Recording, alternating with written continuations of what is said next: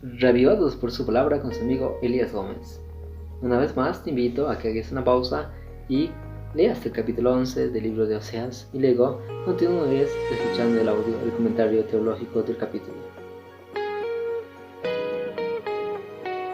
Bien, el capítulo 11 nos presenta a Dios, nos presenta a Jehová como un padre que ama a sus hijos, que es paciente con ellos a pesar de las travesuras que cometen.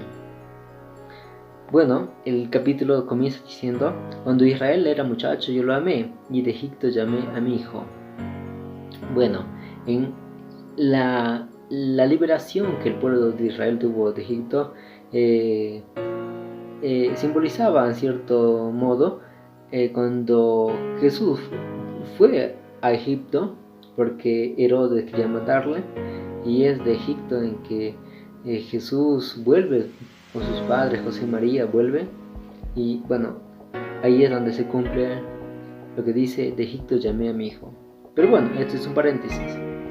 Y luego nos menciona de que el pueblo de Israel salió de Egipto, fue liberado de la esclavitud, de la opresión, y Dios estaba allí cuidándolos. Pero cuanto más Dios les llamaba, ellos más se alejaban.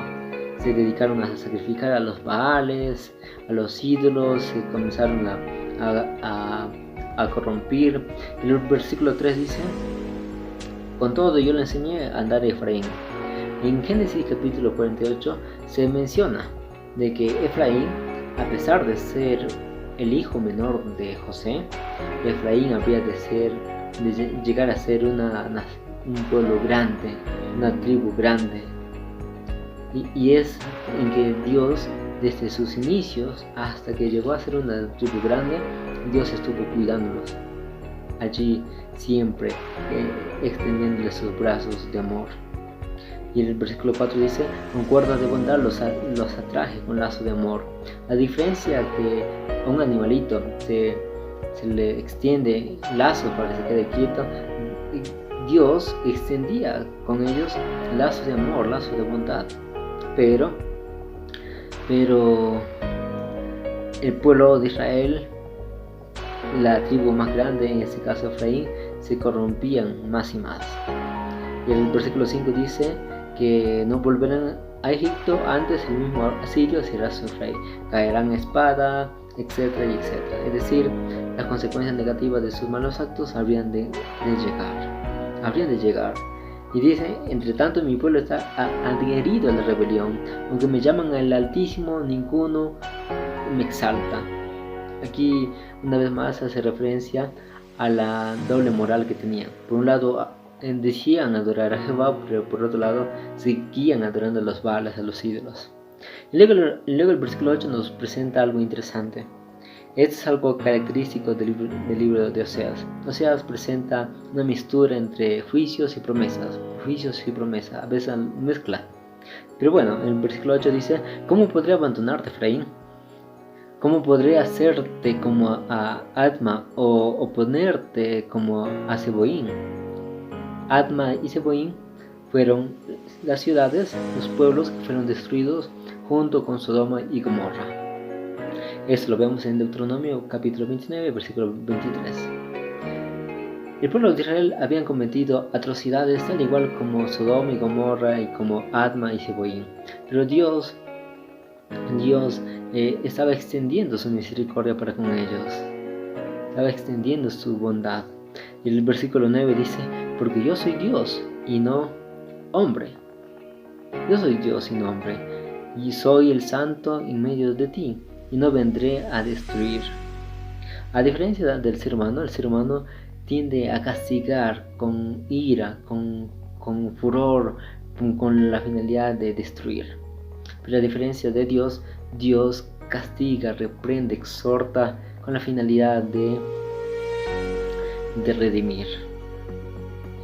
Y bueno, el versículo 10 dice: en pos del Señor caminarán, Él rugirá como león, y los hijos vendrán temblando desde el occidente. Es decir, Dios hará, se mostrará, va a rugir, se va a mostrar como tal, ¿no? Y los hijos sentirán ese rugido fuerte, ¿no? Y luego el versículo 11 sigue hablando de la liberación. Dice: como ave acudirán velozmente de Egipto y de Asiria como paloma, y los haré habitar en sus casas. Esto haciendo referencia a que el pueblo de Israel habría de liberarse del yugo egipcio como también del yugo asirio.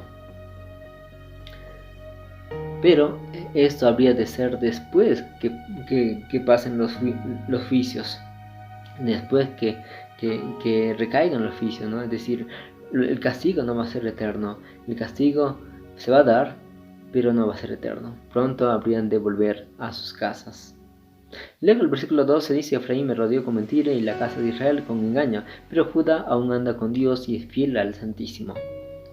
Esto haciendo una referencia a que mientras el pueblo del norte de Israel estaba decayéndose, estaba siendo llevado por la opresión de Asiria, el pueblo de la nación del sur, Judá, se mantenía en pie, se mantenía con fidelidad hacia Dios, hasta que fueron llevados por Babilonia.